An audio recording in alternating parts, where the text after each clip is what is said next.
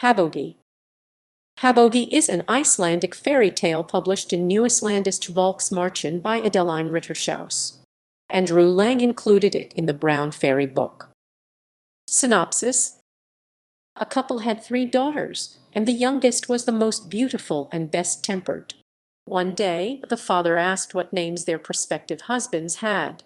The oldest wanted her husband to have the name Sigmund, which gave her many choices, the second, Sigurd, and there were 7 in their own village. The youngest, Helga, at the urging of a voice said, Habogi, and none of them had ever heard of a man named Habogi.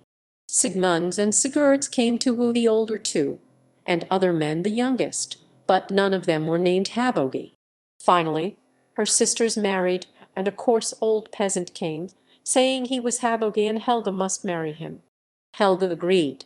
When her sister's wedding was over, he brought her a beautiful horse with a saddle of red and gold, and said she must see where she would live once she married him. They rode off, and he showed her a great meadow with a large herd of sheep that were his, but the finest one, with golden bells on its horns, was to be hers. They rode on to a fine herd of cow, but the finest one was to be hers, and then a herd of horses, and whichever one she chose was to be hers.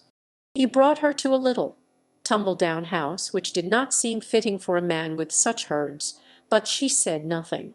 He took her within, and it was marvelously furnished. Because he had to prepare for the wedding, he had his foster brother take her home. On the 3rd day, she brought her sisters and parents.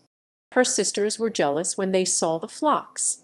They were heartened by the little house, but once within, their jealousy returned. They tried to mar her wedding gown, which was finer than theirs had been, with ashes, but Habogi prevented the ashes from staining it, and fixed the 2 sisters where they stood. The next morning, the house was a palace, and a handsome young man was there, and Helga told her sisters that the man was her Habogi.